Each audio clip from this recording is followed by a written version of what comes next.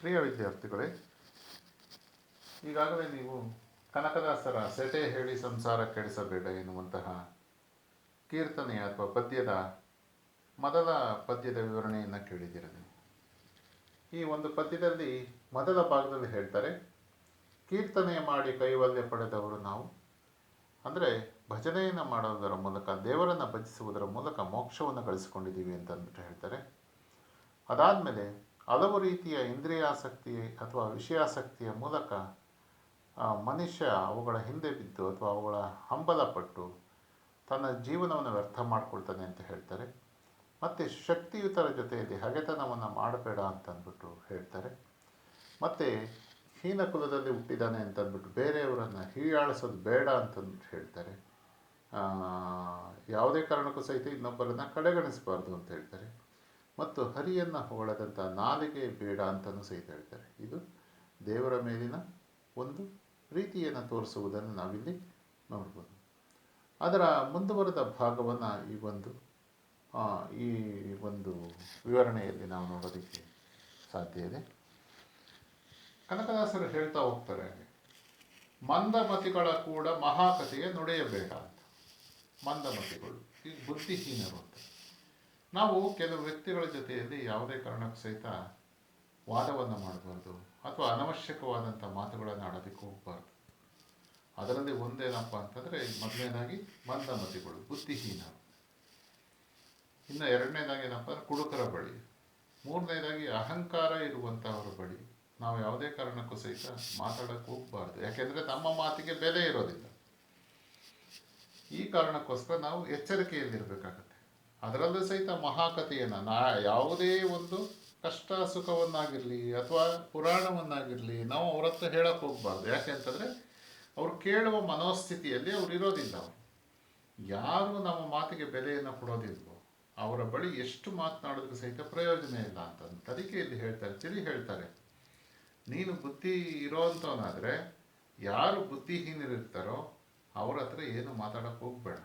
ಅದರಲ್ಲೂ ಸಹಿತ ಮಹಾಕಥೆಯನ್ನು ನುಡಿಯಬೇಡ. ಯಾವುದೋ ನೀತಿಯಾಗಿರ್ಬೋದು ಅಥವಾ ನಮಗೆ ಪುರಾಣದ ಕಥೆಗಳಾಗಿರ್ಬೋದು ಅಥವಾ ಇತರೆ ಕಥೆಗಳಾಗಿರ್ಬೋದು ಅಥವಾ ಏನಾದರೂ ಕಷ್ಟ ಆಗಿರ್ಬೋದು, ಅವುಗಳನ್ನು ಹೇಳ್ಬೇಡ.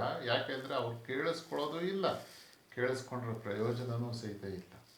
ಈ ಕಾರಣಕ್ಕೋಸ್ಕರ ಬುದ್ಧಿಹೀನರ ಜೊತೆಯಲ್ಲಿ ನೀನು ಏನನ್ನೂ ಸಹಿತ ಯಾವುದೇ ಕಥೆಯನ್ನು ಸಹಿತ ಹೇಳಕ್ಕೆ ಹೋಗಬೇಡ ಅಂತ ಅಂದ್ಬಿಟ್ಟು ಹೇಳ್ತಾರೆ. ಮುಂದುವರೆದು ಹೇಳ್ತಾರೆ, ಯತಿಯಾದ ಮೇಲೆ ಸತಿ ಸುತರಾಸೆ ಬೇಡ ಅಂತ. ಋಷಿಯಾದ ಮೇಲೆ ಸತಿ ಅಥವಾ ಸುತರಾಸೆ, ಹೆಂಡತಿ ಅಥವಾ ಮಕ್ಕಳ ಆಸೆ ಬೇಡ ಅಂತ. ಅಂದರೆ ಅದನ್ನೆಲ್ಲ ತ್ಯಾಗ ಮಾಡುವುದೇ ಋಷಿತ್ವದ ರೀತಿಯದು. ಯಾವುದೇ ಒಬ್ಬ ಋಷಿ ಅಥವಾ ಮುನಿಯಾಗಿರುವಂಥವನಿಗೆ ಮೊದಲು ಇರಬೇಕಾದ ಅರ್ಹತೆ ಏನಪ್ಪ ಅಂತಂದರೆ, ಅವನು ಎಲ್ಲ ಬಂಧನವನ್ನು ಬಿಟ್ಟು ಹೊರಗಡೆ ಹೋಗುವಂಥದ್ದು. ಅದೇ ಅವನ ಒಂದು ನೀತಿ. ಅದು ಆ ನೀತಿಯನ್ನು ಯಾವುದೇ ಕಾರಣಕ್ಕೂ ಸಹಿತ ಬಿಡಬಾರ್ದು ಅಂತಂದ್ಬಿಟ್ಟು. ಅದಕ್ಕೆ ಈ ತಪಸ್ಸು, ಋಷಿಗಳು ತಪಸ್ಸು ಮಾಡ್ತಾರೆ ಅಂತ ಹೇಳ್ತಾರಲ್ಲ, ಋಷಿಗಳು ತಪಸ್ಸು ಮಾಡುವುದು ಅಂತಂದ್ರೆ ಏನು?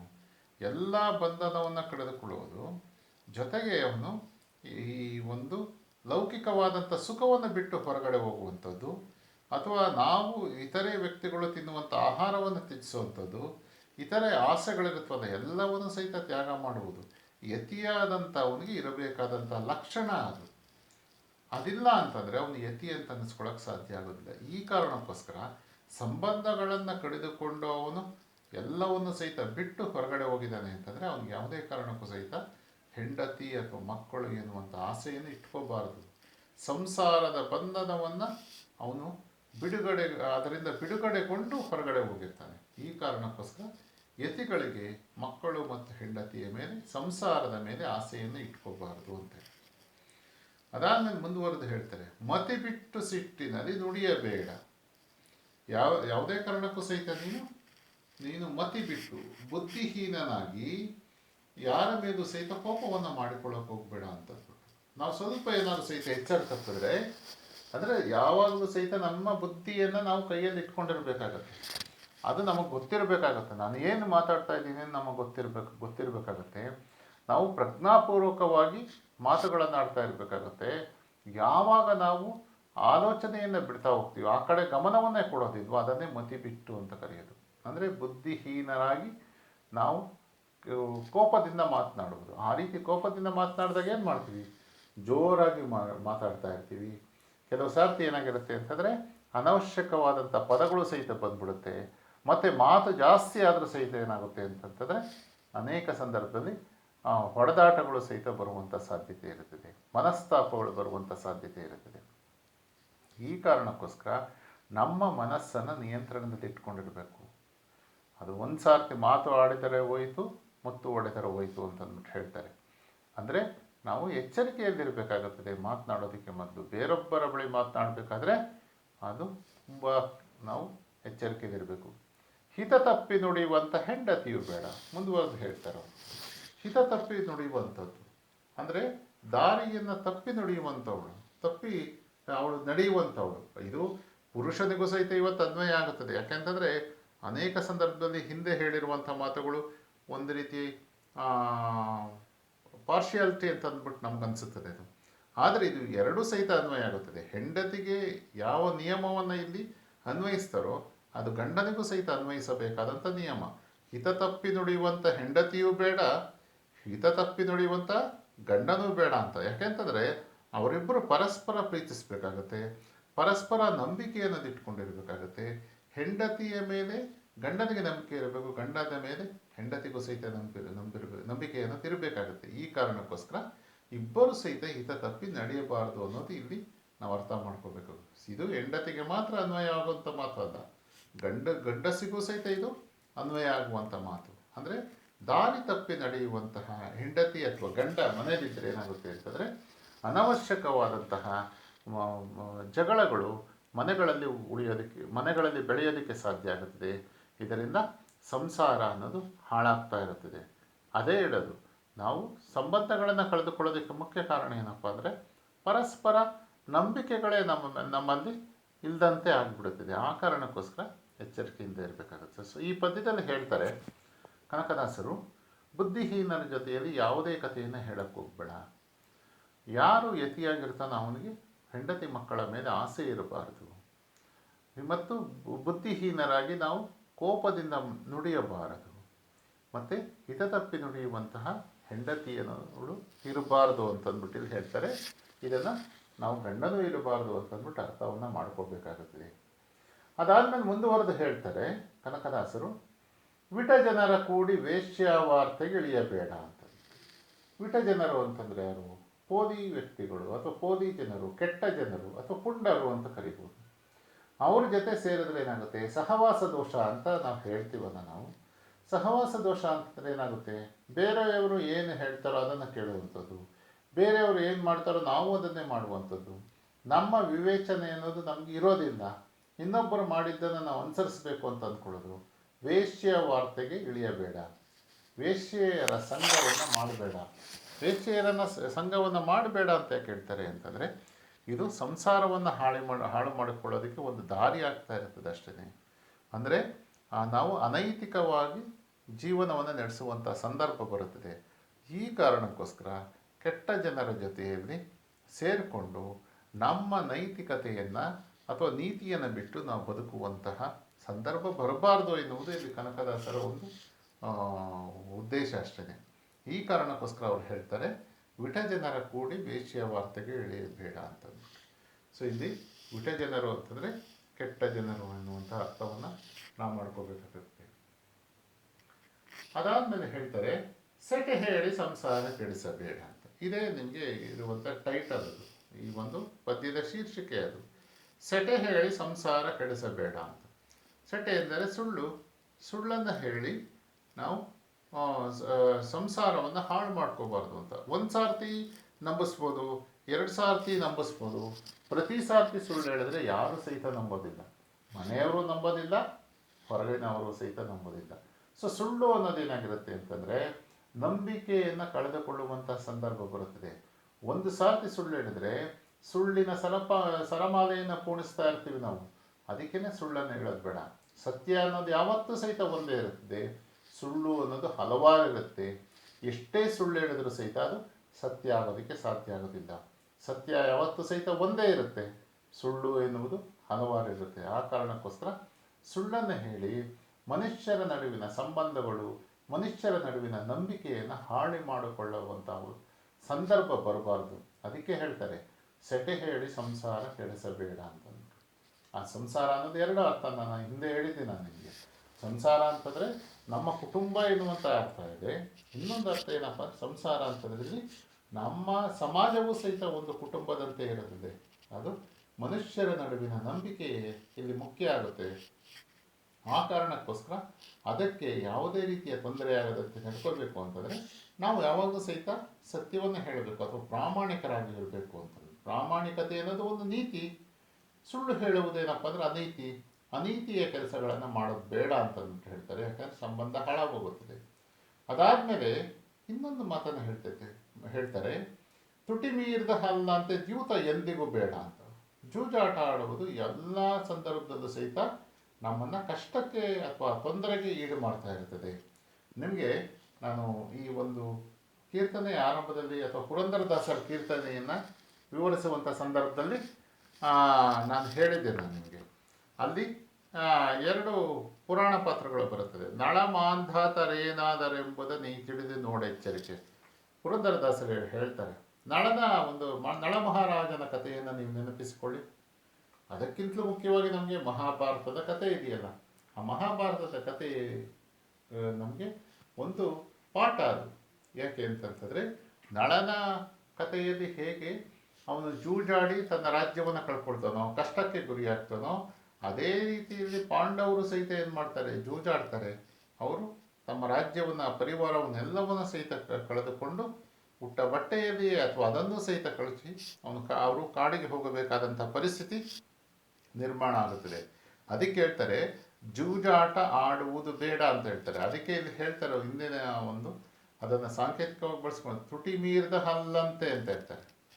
ತುಟಿ ಮೀರಿದ ಹಲ್ಲಂತೆ ಅಂತಂದರೆ ತುಟಿಯಿಂದ ಹೊರಗಡೆ ಬಂದಿರುವಂಥ ಹಲ್ಲು ಯಾವ ರೀತಿ ನಿಯಂತ್ರಣವನ್ನು ಕಳ್ಕೊಂಡಿರುತ್ತೋ, ಹೊರಗಡೆ ಇರುತ್ತದೋ ಆ ರೀತಿ ಇರಬಾರ್ದು. ಯಾವುದಪ್ಪ ಅಂತಂತಂದರೆ ನಮ್ಮ ನೀತಿಗಳು. ಅದರಲ್ಲೂ ಸಹಿತ ಏನಪ್ಪ ಅಂದರೆ ದ್ಯೂತ ಎಂದಿಗೂ ಬೇಡ ಅಂತ ಹೇಳ್ತಾರೆ. ಜೂಜಾಟ ಯಾವತ್ತೂ ಸಹಿತ ಆಡಕ್ಕೆ ಹೋಗಬೇಡಿ. ಫಸ್ಟು ಆಸೆಯನ್ನು ಹುಟ್ಟಿಸುತ್ತದೆ ಅದು. ಅದಾದಮೇಲೆ ಏನು ಮಾಡುತ್ತೆ, ನಮ್ಮ ವಿನಾಶಕ್ಕೆ ದಾರಿ ಆಗ್ತಾ ಇರ್ತದೆ ಅಂತಂದ್ಬಿಟ್ಟು ಇಲ್ಲಿ ಹೇಳ್ತಾರೆ. ತುಟಿ ಮೀರಿದ ಹಲ್ಲು ಅಂತಂದರೆ ಇಲ್ಲಿ ನಾವು ತುಟಿಯಿಂದ ಮುಚ್ಕೊಳ್ಳೋಕೆ ಸಾಧ್ಯ ಆಗೋದಿಲ್ಲ. ಹಾಗೆ ದ್ಯೂತದ ಆಟ ಅನ್ನೋದನ್ನು ನಾವು ನಿಯಂತ್ರಣ ಮಾಡೋದಕ್ಕೆ ಸಾಧ್ಯ ಆಗೋದಿಲ್ಲ. ಯಾವುದೇ ಒಂದು ಕೆಟ್ಟ ಆಟಗಳು, ಹಣವನ್ನು ಕಟ್ಟಿ ಆಡುವಂಥದ್ದು ಇರುತ್ತಲ್ಲ, ಅದನ್ನು ನಿಯಂತ್ರಣ ಮಾಡೋದಿಲ್ಲ. ಅನೇಕ ಜನರು ಇಸ್ಪೀಟ್ ಆಡ್ತಾ ಇರ್ತಾರೆ, ರೇಸ್ಗೆ ಹೋಗ್ತಾ ಇರ್ತಾರೆ, ಅಥವಾ ಲಾಟರಿಗೆ ದುಡ್ಡನ್ನು ಹಾಕ್ತಾ ಇರ್ತಾರೆ. ಇವೆಲ್ಲವೂ ಸಹಿತ ಏನಪ್ಪ ಅಂದರೆ ಮೊದಲು ಕುತೂಹಲ, ಆಮೇಲೆ ಸ್ವಲ್ಪ ಹಣ ಬರ್ಬೋದು, ಆದರೆ ಅವರು ತಾವು ವಿನಾಶಕ್ಕೆ ಒಳಗಾಗ್ತಾ ಇರ್ತದೆ. ಆ ಕಾರಣಕ್ಕೋಸ್ಕರ ಜೂಜಾಟ ಎಂದಿಗೂ ಸಹಿತ ತರವಲ್ಲ ಅಂತಂದ್ಬಿಟ್ಟು ಇಲ್ಲಿ ಹೇಳ್ತಾರೆ. ಅದಾದಮೇಲೆ ಹೇಳ್ತಾರೆ ನಿಟಿಲ ನೇತ್ರನ ನಾನೆನ್ನುವ ಜಂಭ ಬೇಡ ಅಂತ. ನಿಟಿಲ ನೇತ್ರ ಅಂದರೆ ಕಣ್ಣು, ನಿಟಿಲ ಅಂದರೆ ಹಣೆಯ ಮೇಲೆ ಕಣ್ಣನ್ನು ಒಳಗೊಂಡಂಥವನು ಯಾರಪ್ಪ ಅಂದರೆ ಶಿವ. ನಾನೇ ಸರ್ವಸ್ವ, ನಾನೇ ಶಿವ ಎನ್ನುವಂಥ ಜಂಬ ಬೇಡ. ಯಾಕೆಂದರೆ ನಿಟಿಲ ನೇತ್ರ ಅಂದರೆ ಅವನು ಮೂರನೇ ಕಣ್ಣನ್ನು ತೆರೆದ್ರೆ ಇಡೀ ಪ್ರಪಂಚ ಏನಾಗುತ್ತೆ, ಬೆಂಕಿ ಎತ್ಕೊಂಡು ಉರಿದು ಬಿಡುತ್ತದೆ. ಅಷ್ಟೆಲ್ಲ ಶಕ್ತಿ ನನಗಿದೆ ಅಂತ ಅಂದ್ಬಿಟ್ಟು ಅಂದ್ಕೋಬೇಡ, ಜಂಬವನ್ನು ಪಡಬೇಡ. ಯಾಕೆ ಅಂತಂದರೆ ನಮಗೆ ಇತಿಹಾಸ ಮತ್ತು ಪುರಾಣಗಳಲ್ಲಿ ಅನೇಕ ಉದಾಹರಣೆಗಳಿವೆ. ಯಾರೆಲ್ಲ ಈ ರೀತಿ ಮೆರೆದ್ರೋ ಅವ್ರು ಯಾರು ಸಹಿತ ಉಳ್ಕೊಳ್ಳೋಕ್ಕೆ ಸಾಧ್ಯ ಆಗಲಿಲ್ಲ. ಈ ಕಾರಣಕ್ಕೋಸ್ಕರ ಇದು ಒಂದು ಎಚ್ಚರಿಕೆ. ಅದು ನಾನೇ ಅಂತಂದ್ಬಿಟ್ಟು ನಾವು ನಮ್ಮ ಬಗ್ಗೆ ಅನವಶ್ಯಕವಾಗಿ ಅಹಂಕಾರ ಪಡೋದು, ಗರ್ವ ಪಡೋದು, ಇವನ್ನೆಲ್ಲವನ್ನು ಸಹಿತ ಮಾಡಬಾರ್ದು ಅಂತ ಹೇಳ್ತಾರೆ. ಈ ಎರಡೂ ಕೀರ್ತನೆಗಳಲ್ಲಿ ಸಹಿತ ಇಂತಹದ್ದೇ ಕೆಲವು ವಿಷಯಗಳನ್ನು ಅವರು ಹೇಳ್ತಾ ಹೋಗ್ತಾರೆ. ಅಂದರೆ ಮನುಷ್ಯ ಅನ್ನೋದು ಹೇಗಿರಬೇಕಾಗುತ್ತದೆ. ಉದಾಹರಣೆಗೆ ಕೋಪೋದ್ರೇಕ ಬೇಡ, ಎಚ್ಚರಿಕೆ ಅಂತ ಹೇಳ್ತಾರೆ. ಇವರು ಪುರಂದರದಾಸರು ಹೇಳ್ತಾರೆ ಇಂದ್ರನಿಗೂ ಸಹಿತ ಅಪಕೀರ್ತಿ ಬಿಟ್ಟಿಲ್ಲ ಅಂತಂದ್ಬಿಟ್ಟು ಹೇಳ್ತಾರೆ. ಹಾಗೆ ಏನಪ್ಪ ಅಂತಂತಂದರೆ ಬೇರೆಯವ್ರಿಗೆ ಕಷ್ಟ ಕೊಟ್ಟು ಗಳಿಸಿ ತಂದಂತಹ ಸಂಪತ್ತು ಸಹಿತ ಉಳಿಯೋದಿಲ್ಲ ಅಂತ ಎಲ್ಲವನ್ನು ಸಹಿತ ಹೇಳ್ತಾರೆ. ಹಾಗೆ ನಾನೇ ಶಕ್ತಿವಂತ, ನನ್ನ ಹತ್ರ ಅಧಿಕಾರ ಇದೆ, ನನ್ನ ಹತ್ರ ಹಣ ಇದೆ, ನಾನೇ ಶ್ರೇಷ್ಠ ಅನ್ನುವಂಥ ಜಂಬ ಬೇಡ. ಏಕೆ ಅಂತಂದರೆ ಎಲ್ಲವನ್ನು ಸಹಿತ ಕಳೆದುಕೊಳ್ಳುವಂಥ ಸಂದರ್ಭ ಬಂದೇ ಬರುತ್ತದೆ. ಆ ಎಚ್ಚರಿಕೆ ನಮ್ಗೆ ಇರಬೇಕಾಗುತ್ತದೆ ಎನ್ನುವುದನ್ನು ಇಲ್ಲಿ ಕನಕದಾಸರು ಹೇಳ್ತಾರೆ. ಸೊ ಮುಂದಿನ ಪದ್ಯವನ್ನು ನಾವು ನೋಡೋಣ. ತೀರ್ಥಯಾತ್ರೆಗೆ ಹೋಗಿ ತಿರುಗಿ ಬಾಳಲಿ ಕೃತಾರ್ಥನಾದೆನು ಎಂಬ ಘನತೆ ಬೇಡ. ತೀರ್ಥಯಾತ್ರೆಗೆ ಹೋಗಿ ತಿರುಗಿ ಅನೇಕ ಬಾರಿ ಹೋಗ್ತಾರಂತೆ. ಕೆಲವರು ಹೋಗ್ತಾರೆ, ನೀವು ನೋಡ್ಬೋದು. ನಾನು ಅಲ್ಲಿಗೆ ಹೋಗಿದ್ದೆ ಇಲ್ಲಿಗೆ ಹೋಗಿದ್ದೆ ಅಂತ ಪವಿತ್ರ ಕ್ಷೇತ್ರಗಳಿಗೆ ಹೋಗ್ತಾ ಇರ್ತಾರೆ, ಬರ್ತಾ ಇರ್ತಾರೆ. ಅಲ್ಲಿ ಏನು ಮಾಡ್ತಾರೆ, ಮುಡಿಪು ಹಣವನ್ನು ಅಥವಾ ಹರಕೆಯನ್ನು ತೀರಿಸ್ತಾ ಇರ್ತಾರೆ, ಎಲ್ಲವನ್ನು ಸಹಿತ ಮಾಡ್ತಾರೆ. ಕರೆಕ್ಟ್, ಸರಿ. ಅದರಿಂದ ನಾನು ಕೃತಾರ್ಥನಾದೆ ಅಂತ, ನಾನು ಮಾಡಿರುವಂಥ ಎಲ್ಲ ಪಾಪಗಳು ಸಹಿತ ತೀರಿ ಹೋಗಿದೆ, ಯಾಕೆಂದರೆ ನಾನು ದೇವ್ರ ಹತ್ರ ಹೋಗ್ಬಿಟ್ಟು ಬಂದೆ, ನನ್ನ ಕಷ್ಟವನ್ನು ಪರಿಹರಿಸ್ಬಿಟ್ಟ ದೇವರು ಎನ್ನುವಂಥ ಮನೋಭಾವವನ್ನು ಬಹಳಷ್ಟು ಜನರು ಬೆಳೆಸ್ಕೊಂಡ್ಬಿಟ್ಟಿರ್ತಾರೆ. ಅಂದರೆ ಅಲ್ಲಿಗೆ ಹೋಗಿ ಬಂದ ತಕ್ಷಣ ನನಗೆ ಒಳ್ಳೆಯದಾಗಿ ಹೋಗ್ಬಿಡುತ್ತೆ, ಅಥವಾ ನಾನು ಮಾಡಿರುವಂಥ ಪಾಪದ ಕೆಲಸಗಳೆಲ್ಲವೂ ಸಹಿತ ಅಲ್ಲಿಂದ ನಾಶ ಆಗಿಬಿಡುತ್ತದೆ ಎನ್ನುವಂಥ ನಂಬಿಕೆ ಇದೆ. ಅದಕ್ಕೆ ಅದನ್ನು ಒಂದು ಘನತೆಯಾಗಿ ಇಟ್ಕೊಳ್ಬೇಡಿ. ನಾನು ಅಲ್ಲೋಗಿದ್ದೀನಿ ಇಲ್ಲೋಗಿದ್ದೀನಿ ಎನ್ನುವುದೆಲ್ಲ ಬಿಟ್ಬಿಡಿ. ಅದನ್ನು ಮನುಷ್ಯರಾಗಿ ಬದುಕೋದಕ್ಕೆ ಪ್ರಯತ್ನ ಪಡಿ. ನೀವು ತೀರ್ಥಯಾತ್ರೆಗೆ ಪವಿತ್ರ ಕ್ಷೇತ್ರಕ್ಕೆ ಹೋಗಿ ಬಿಡಿ. ನಾನು ಯಾವುದೇ ಒಂದು ಊರಿನ ಹೆಸರನ್ನು ಸಹಿತ ಹೇಳೋದಿಲ್ಲ, ಯಾವ ದೇವರ ಹೆಸರನ್ನು ಹೇಳೋದಿಲ್ಲ. ಅರ್ಥ ಮಾಡ್ಕೊಳ್ಬೇಕಾಗಿದ್ದು ಏನಪ್ಪ ಅಂತಂದರೆ, ನೀವು ಎಲ್ಲಾದರೂ ಹೋಗಿ ಬನ್ನಿ, ಅದು ನಿಮ್ಮ ಸಂತೃಪ್ತಿಗೋಸ್ಕರ ಹೋಗುವಂಥದ್ದಷ್ಟೇ. ಅದರಿಂದ ನಾವು ಮಾಡಿರುವಂತಹ ಯಾವುದೋ ಪಾಪದ ಕೆಲಸ ಅದು ಹೊರಟೋಗ್ಬಿಡುತ್ತೆ ಅನ್ನೋದು ಬರಿಯ ಭ್ರಮೆ ಮಾತ್ರ. ಈ ಕಾರಣಕ್ಕೋಸ್ಕರ ನೀನು ಎಲ್ಲಿಗೆ ಹೋಗ್ಬಿಟ್ಟು ಬಂದರೂ ಸಹಿತ ನಾವು ಮಾಡಿರುವಂಥ ಪಾಪದ ಕೆಲಸ ಹಾಗೆ ಉಳ್ಕೊಂಡಿರ್ತದೆ. ಈ ಕಾರಣಕ್ಕೋಸ್ಕರ ನಮಗೆ ಆ ಎಚ್ಚರಿಕೆ ಇರಬೇಕು. ನಾನು ಎಲ್ಲಿಗೆ ಹೋಗಲಿ ಬರಲಿ, ನನ್ನ ಪಾಪ ಕರ್ಮಗಳು ನಮ್ಮನ್ನು ಕಾಡುತ್ತದೆ ಎನ್ನುವಂಥ ಭಯ ನಮಗೆ ಇರಬೇಕು ಅಂತಂದ್ಬಿಟ್ಟಿಲ್ಲಿ ಹೇಳ್ತಾ ಹೋಗ್ತಾರೆ. ತೀರ್ಥಯಾತ್ರೆಗೆ ಹೋಗಿ ತಿರುಗಿ ಬಳಲಿ ಕೃತಾರ್ಥನಾದೆ, ಎಲ್ಲವನ್ನು ಸಹಿತ ಗಳಿಸ್ಕೊಂಡ್ಬಿಟ್ಟಿದ್ದೀನಿ ಎನ್ನುವಂಥ ಘನತೆಯ ಮನೋಭಾವವನ್ನು ನೀನಿಟ್ಕೊಳ್ಬೇಡ. ಪಾರ್ಥ ಸಾರಥಿ ಕಾಗಿನೆಲೆಯ ಆದಿಕೇಶವನ ಸಾರ್ಥಕದಿ ಭಜಿಸಿ ಸುಖಿಯಾಗು ಮನಜ.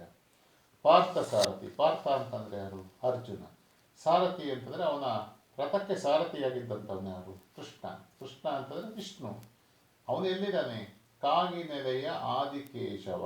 ಕಾಗಿನೆಲೆಯಲ್ಲಿರುವಂತಹ ಆದಿಕೇಶವ ದೇವಸ್ಥಾನ. ಅವನನ್ನು ಸಾರ್ಥಕತೆ ಭಜಿಸು, ಅವನನ್ನು ನೀನು ಭಜಿಸು, ಧ್ಯಾನ ಮಾಡು. ಆಗ ಆ ಮೂಲಕ ನಿನಗೆ ಸುಖ ಅನ್ನೋದು ಖಂಡಿತವಾಗಿ ಸಿಗುತ್ತೆ. ಸುಖಿಯಾಗಿ ಮನುಜ ಎನ್ನುವುದನ್ನು ಈ ಪದ್ಯದಲ್ಲಿ ಹೇಳಿರುವುದನ್ನು ನೋಡ್ಬೋದು. ಸೊ ಎಲ್ಲಿ ನಾವು ಈ ಪದ್ಯದಲ್ಲಿ ಇರುವಂಥ ಒಟ್ಟಾರೆ ಅರ್ಥ ಏನಪ್ಪ ಅಂತಂತಂದರೆ, ನಾವು ದೇವರ ಧ್ಯಾನವನ್ನು ಮಾಡುವುದರ ಮೂಲಕ ಮೋಕ್ಷ ಅಥವಾ ಮುಕ್ತಿಯನ್ನು ಗಳಿಸ್ಕೊಳ್ಳೋದಕ್ಕೆ ಸಾಧ್ಯ ಆಗುತ್ತದೆ. ನಮಗೆ ಇಂದ್ರಿಯಾಸಕ್ತರಾಗಿರ್ತೀವಿ ನಾವು ಭಾಳಷ್ಟು ಜನ. ಅದಕ್ಕೆ ಯಾವಾಗಲೂ ಸಹಿತ ಅದಕ್ಕೋಸ್ಕರ ನಮ್ಮ ಜೀವನವನ್ನು ವ್ಯಯ ಮಾಡೋದು ಬೇಡ. ಮತ್ತು ಶಕ್ತಿಯುತರೊಡನೆ ಹಗೆತನವನ್ನು ಅಥವಾ ಶತ್ರುತ್ವವನ್ನು ಸಾಧಿಸಬೇಡಿ. ಮತ್ತು ಬೇರೆ ಬರದ ನಾವು ಯಾವುದೇ ಜಾತಿಯಲ್ಲಿ ಹುಟ್ಟಿರಲಿ, ಇನ್ನೊಂದು ಜಾತಿಯವರನ್ನು ಕುಚೋದ್ಯದಿಂದ ನೋಡುವಂಥ ಸಂದರ್ಭ, ಅಥವಾ ಕುಚೋದ್ಯ ಅಂದರೆ ಕುಹಕದಿಂದ ಅಥವಾ ಕಡೆಗಣಿಸಿ ನೋಡಬಾರ್ದು ಅಂತಂದ್ಬಿಟ್ಟು ಹೇಳ್ತಾರೆ. ಮತ್ತು ಹರಿಯನ್ನು ಹೊಗಳದಂಥ ನಾಲಿಗೆ ಬೇಡ ಅಂತಂದ್ಬಿಟ್ಟು ಹೇಳ್ತಾರೆ. ಮತ್ತು ಬುದ್ಧಿಹೀನರ ಜೊತೆಯಲ್ಲಿ ಯಾವುದೇ ಕಥೆಯನ್ನು ಹೇಳಬೇಡಿ ಅಂತ ಹೇಳ್ತಾರೆ. ಯಾರು ಋಷಿಯಾಗಿರ್ತಾನೆ, ಯತಿಯಾಗಿರ್ತಾನೆ, ಅವನ ಬಳಿ ಅವನಿಗೆ ಸತಿ ಮತ್ತು ಸುತರ ಆಸೆ ಇರಬಾರದು ಅಂತ ಹೇಳ್ತಾರೆ. ಮತ್ತು ಬುದ್ಧಿಹೀನರಾಗಿ ಕೋಪದಿಂದ ನುಡಿಯಬಾರದು ಅಂತಂದ್ಬಿಟ್ಟು ಹೇಳ್ತಾರೆ. ಮತ್ತು ಹಿತ ತಪ್ಪಿ ನುಡಿಯುವಂತಹ ಹೆಂಡತಿ ಇರಬಾರ್ದು ಅಂತಲೂ ಸಹಿತ ಹೇಳ್ತಾರೆ. ಮತ್ತು ಕೆಟ್ಟ ಜನರ ಸಹವಾಸವನ್ನು ಮಾಡಿ ವೇಶ್ಯೆಯರ ಸಹವಾಸವನ್ನು ಮಾಡಬೇಡಿ. ಸುಳ್ಳು ಹೇಳಿ ಸಂಸಾರವನ್ನು ಹಾಳು ಮಾಡಿಕೊಳ್ಬೇಡಿ. ತುಟಿ ಮೀರಿದ ಹಲ್ಲಂತೆ ಜೂಜಾಟ ಎಂದಿಗೂ ಬೇಡ ಅಂತ ಹೇಳ್ತಾರೆ. ನಾನೇ ಹಣೆಗಣ್ಣನ್ನು ಒಳಗೊಂಡಂತಹ ಶಿವ ಎನ್ನುವಂಥ ಶಕ್ತಿಶಾಲಿ ಎನ್ನುವಂಥ ಮನೋಭಾವ ಬೇಡ ಅಂತ ಹೇಳ್ತಾರೆ. ಮತ್ತು ತೀರ್ಥಯಾತ್ರೆಗೆ ಹೋಗ್ಬಿಟ್ಟು ಬಂದ್ಬಿಟ್ಟು ನಾನು ಕೃತಾರ್ಥನಾಗಿದ್ದೇನೆ, ನನಗೆ ಎಲ್ಲ ರೀತಿಯ ಪುಣ್ಯವೂ ಸಹಿತ ಸಿಕ್ಕಿದೆ ಎನ್ನುವಂತಹ ಅಹಂಕಾರ ಅಥವಾ ಘನತೆ ಅನ್ನೋದು ಬೇಡ ಅಂತ ಹೇಳ್ತಾರೆ. ಎಲ್ಲಕ್ಕಿಂತಲೂ ಸಹಿತ ಮುಖ್ಯವಾಗಿ ಅರ್ಜುನನ ಸಾರಥಿಯಾದಂತಹ ಈ ವಿಷ್ಣುವನ್ನು ಒಂದು ಸ್ಮರಣೆಯನ್ನು ಮಾಡುವುದರ ಮೂಲಕ ನಿನ್ನ ಮನಸ್ಸಿಗೆ ಸುಖ ಸಿಗುತ್ತದೆ, ನಿನ್ನ ಜೀವನ ಪರಿಪೂರ್ಣ ಆಗುತ್ತದೆ. ಆ ಮೂಲಕ ನೀನು ಮೋಕ್ಷವನ್ನು ಅಥವಾ ಮುಕ್ತಿಯನ್ನು ಗಳಿಸ್ಕೊಳ್ಳೋಕ್ಕೆ ಸಾಧ್ಯ ಆಗುತ್ತದೆ ಎನ್ನುವುದನ್ನು ಈ ಪದ್ಯದಲ್ಲಿ ಹೇಳಿರುವುದನ್ನು ನೋಡ್ಬೋದು. ಹೀಗೆ ನಮಗೆ ಇಲ್ಲಿ ಪುರಂದರದಾಸರ ಪದ್ಯ ಮತ್ತು ಈ ಕನಕದಾಸರ ಎರಡೂ ಪದ್ಯಗಳು ಸಹಿತ ಏನಾಗಿದೆ ಅಂತಂತಂದರೆ, ಮನುಷ್ಯನ ಒಳಿತಿಗೆ ಸಹಕಾರಿಯಾಗಿರುವಂಥದ್ದು, ಮನುಷ್ಯನ ಮನಸ್ಸನ್ನು ಪರಿವರ್ತನೆ ಮಾಡುವಂಥದ್ದು, ಒಳ್ಳೆಯ ದಾರಿಯಲ್ಲಿ ಬೇಕಾಗಿರುವಂಥ ಅಂಶಗಳನ್ನು ಅಥವಾ ಈ ಮೂಲಕ ಸಮಾಜ ಸುಧಾರಣೆಗೆ ಬೇಕಾಗಿರುವಂಥ ಅಂಶಗಳನ್ನು ಇಲ್ಲಿ ಹೇಳಿರುವುದನ್ನು ನೋಡ್ಬೋದು. ನಾವು ಇವತ್ತಿನ ಕಾಲದಲ್ಲಿ ಪರ್ಸನಾಲಿಟಿ ಡೆವಲಪ್ಮೆಂಟ್ ಕೋರ್ಸಸ್ ಅಂತ ನಾವು ಹೇಳ್ತೀವಿ. ಆ ಪರ್ಸನಾಲಿಟಿ ಡೆವಲಪ್ಮೆಂಟ್ ಕೋರ್ಸ್ ಅನ್ನೋದು ಹೇಗೆ ನಡೆಯುತ್ತಿದೆ? ನಮ್ಮ ಸಾಹಿತ್ಯದ ಮೂಲಕವೇ ಅದು ನಡೆಯೋದಕ್ಕೆ ಸಾಧ್ಯ ಆಗುತ್ತೆ. ಅನೇಕ ಕಾವ್ಯಗಳು, ಅದರಲ್ಲೂ ಸಹಿತ ನಮಗೆ ವಚನ ಸಾಹಿತ್ಯ, ಕೀರ್ತನ ಸಾಹಿತ್ಯ, ಸರ್ವಜ್ಞನ ವಚನಗಳು ಮತ್ತು ಅನೇಕ ಸಾಹಿತ್ಯದಲ್ಲಿರುವಂಥ ಅನೇಕ ಒಳ್ಳೆಯ ಅಂಶಗಳ ಮೂಲಕ ನಮ್ಮ ಮನಸ್ಸನ್ನು ಒಂದು ನಿರ್ದಿಷ್ಟ ಗತಿಯಲ್ಲಿ ಇಟ್ಟುಕೊಳ್ಳುವುದರ ಮೂಲಕ ನಮ್ಮ ಜೀವನವನ್ನು ನಾವು ಪಾವನಗೊಳಿಸ್ಕೊಳ್ಳೋದಕ್ಕೆ ಅವಕಾಶ ಇದೆ. ಅಂತಹ ಒಂದು ಕೀರ್ತನೆಗಳನ್ನು ನೀವು 2 ಕೀರ್ತನೆಗಳನ್ನು ಇಲ್ಲಿ ಓದಿದ್ದೀರಾ. ಇದಕ್ಕೆ ಸಂಬಂಧಪಟ್ಟಾಗೆ ಪ್ರಶ್ನೆಗಳಿರುತ್ತೆ. ಆನಂತರ ನಾನು ಪ್ರಶ್ನೆ ಉತ್ತರಗಳಿಗೆ ಸಂಬಂಧಪಟ್ಟಂತೆ ಚರ್ಚೆಯನ್ನು ಮಾಡೋಣ. ಧನ್ಯವಾದಗಳು.